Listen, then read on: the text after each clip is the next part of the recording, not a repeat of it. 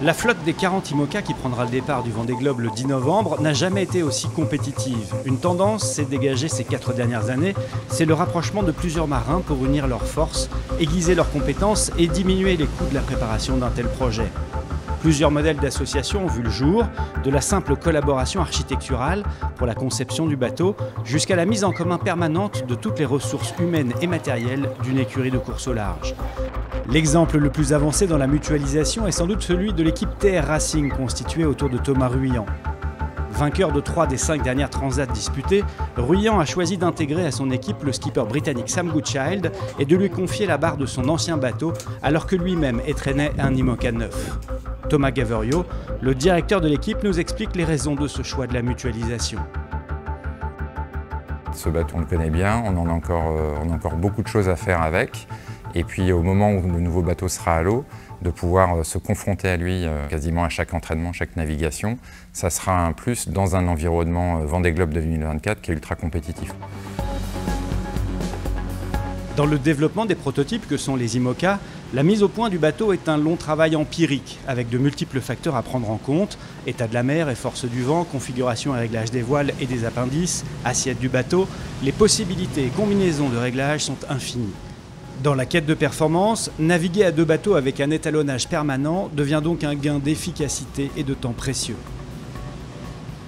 Ce fonctionnement à 2 bateaux, ça nous fait progresser énormément et beaucoup plus vite, quoi. Et là aujourd'hui, mon nouveau bateau, j'ai pas fait une seule sortie sans que Sam soit pas loin avec son bateau.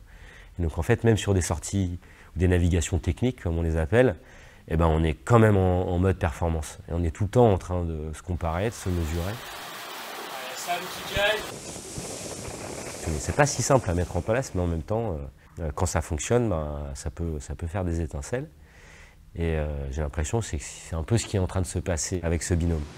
Humainement, c'est aussi un partage d'expériences et une émulation stimulante. Il n'y a pas de retenue ou de sujet tabou entre Thomas Ruyant et Sam Goodchild. Si le projet dans sa globalité doit fonctionner, c'est qu'on donne tout. On ne pense pas qu'est-ce qu'il faut partager, pas partager, comment il faut arbitrer ce qu'il faut dire ou pas dire. Il faut arriver en disant je donne tout pour que le projet soit un succès. Si c'est plus le bateau de Thomas ou plus mon bateau, c'est pas grave, c'est que qu'est-ce qui fait que le projet dans sa globalité soit plus fort. Et c'est comme ça qu'au départ de Vendée Globe, on soit le plus près que possible. Tout est transparent et ça va au final très loin. C'est-à-dire qu'au niveau météo, au niveau réglage de pilote, de voile, de configuration de bateau, on va très très loin. Et en fait, on se rend compte que plus on va loin dans ce système-là, et plus tous les deux ça nous tire vers le haut. Et potentiellement, ça peut faire aussi un écart, ou en tout cas une différence par rapport à la concurrence. Thomas, il prépare son 3e Vendée Globe. Il a soif de victoire sur le Vendée Globe. Et Sam, il a soif de Vendée Globe. Très soif de Vendée Globe.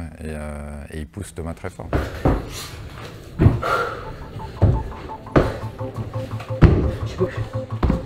Après 2 ans de travail en commun, les 2 marins se retrouveront sur la ligne de départ et ils seront pendant les 3 mois de la course de simples adversaires. Une fois qu'on est en mer, on est concurrents, donc le niveau d'échange, évidemment que je vais avoir un échange avec Sam, mais pour savoir comment lui va.